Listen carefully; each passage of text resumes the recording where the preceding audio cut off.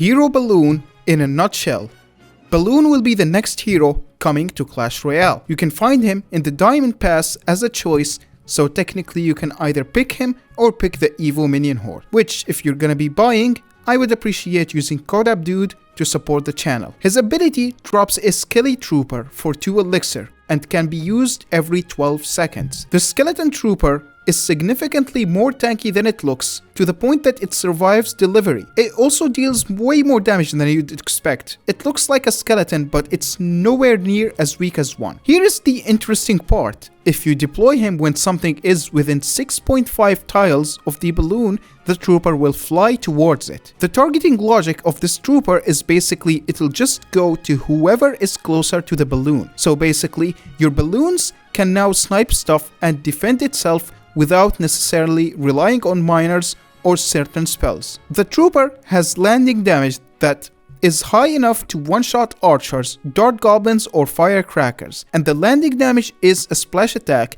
meaning it can take out spear goblins on its own. Now, while the damage is enough to kill archers, it's still lower than arrows, and that does matter for 2 main reasons. Reason number 1 is that wall breakers survive it, if you want to kill them with it somehow. Reason number 2 is originally arrows zap can kill zappies, but landing damage plus zap doesn't kill them. I guess the trooper will finish off the job after landing, but like, it isn't a perfect interaction. They can literally taunt him away or kill him with a spell and keep their zappies alive. Also, deadass, the zap is a waste cause the trooper can one-shot the zappies after landing on them anyway, without the zap. An important thing about the ability is that it doesn't target air troops, so minions are safe. Basically, it just acts like there's no target around it and drops the trooper directly below the balloon. Let me tell you about Cookie Run Oven Smash. Thanks to Dev Sisters for sponsoring today's video. Cookie Run Oven Smash is a brand new PvP hero shooter game with a ton of exciting game modes. It features a wide variety of characters, some new and some fan favorites from the previous Cookie Run titles. Each one of the 20 cookies have their own unique abilities and playstyles. For example, Madeline Cookie is a tank that focuses on supporting his allies by disrupting enemy attacks. And Jerky Cookie is a rather squishy mage character that is more focused on dealing heavier damage from a safe distance. The game offers a big variety of different game modes. For example, here we are teaming to escort a turtle to the enemy base, and once it reaches there, we win the game. But if you prefer playing solo, you can play Wild Royale, which is a survival-based game mode where the last standing cookie wins the game. One of the most unique aspects I noticed is the social side of this game, as your main menu serves as some sort of a plaza where you can meet and chat with real players. Like any social game, this game also has skins that you can flex on your friends or foes alike, in addition to an insane amount of items that allows you to fully customize any cookie in many different ways. And what's cool is that most of the items are universal, as in you can use them on any cookie you want. The sky is the limit. Once again, huge thanks to Dev Sisters for sponsoring today's video. Download the game using the link in the description down below. By the way, when the trooper drops directly under the balloon, the landing damage is still applied, which is useful against invisible troops. Since buildings are technically a ground unit, that means the troops will be able to glide to them and crash on them. Thank God, towers are an exception.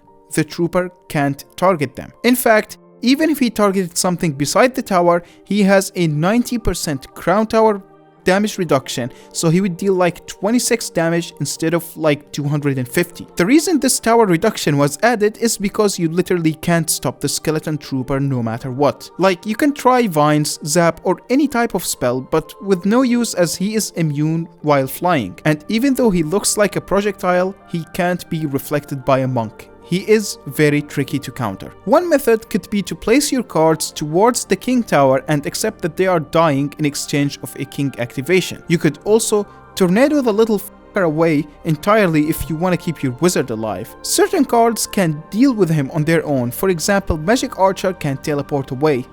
Obviously, if you have the hero. It's kinda bugged. He would keep the target below him forever, but it's just a visual glitch. Evo Wizard has a shield that would knock the poor thing away, giving you enough time to react to it. Hero Wizard flies, so you can just levitate and have them waste the landing damage plus get nados on their balloon. Evo Executioner is half immune cause one axe can kill the trooper, it's just that they could fireball it and take out your dude. Hunter can also save himself because of the way he attacks, as the trooper will tank a hit and die. But watch out from placing the Hunter in a tile that makes him not face forward, because that will keep the trooper out of his gun range. E-Wiz can get him to retarget on other cards, so he would survive with like 1 HP. But due to the fast attack speed on the trooper, it's a bit inconsistent and a good balloon player will be able to time it. Technically, you could just distract him by playing a unit on the right spot and the right timing, but the E-Wiz makes the window much easier to achieve. Cards that constantly spawn troops, like Witch for example, will make it harder for them to hit her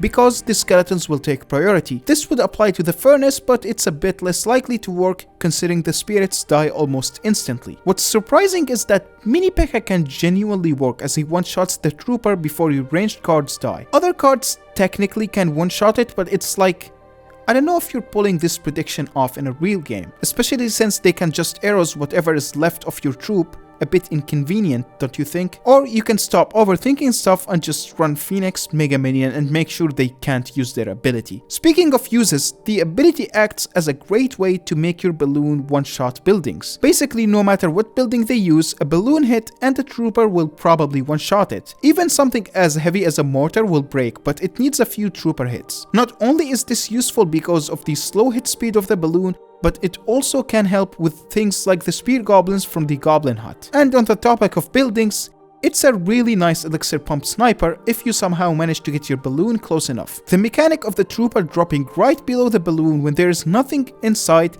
makes it a built-in void counter. It can also help with the Ram Rider snares because half of them would go on the trooper, which makes it easier for your balloon to escape. Surprisingly, it's kinda useful on defense if you for some reason decided to play a balloon in the back. Like, it's not half bad against Graveyard. Same goes against Swarm cards. It's best dropped when the balloon is right above them so it splashes more stuff. And it doesn't have to be from a balloon placed in the back, because you might push at the same time that they do, and honestly, in a lot of times, the landing damage is significant enough to justify dropping it on their win condition. Here's a neat trick that you will never hit in a real game.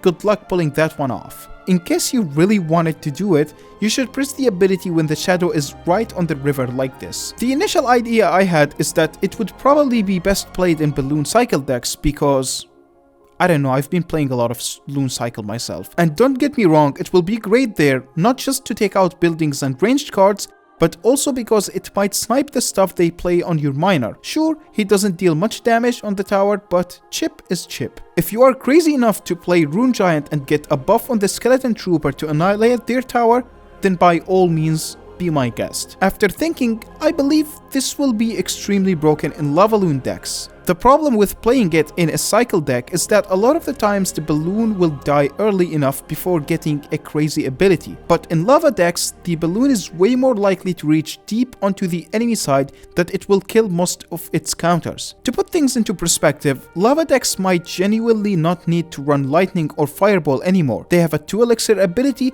that can do the same job for cheaper. And if that wasn't enough, you could deadass just use the ability as a ground troop against bridge spam matchups. For King Tower activations, the balloon itself keeps the same old activations even when it drops the trooper on the tower because it's flying so they don't collide. Now, regarding the trooper himself, he is very fast so he isn't heavy, which makes it possible to pull him towards the King Tower. And the tower troop doesn't really matter because his attack speed is so fast, so as long as the main tower is being tanked for, the second one won't kill him in time. For the arena, I forgot to showcase it in yesterday's video, so here goes. It seems like it's a giant airship that is actually flying in the sky by using a bunch of balloons. It's honestly one of the more unique arenas. Here are the sound effects.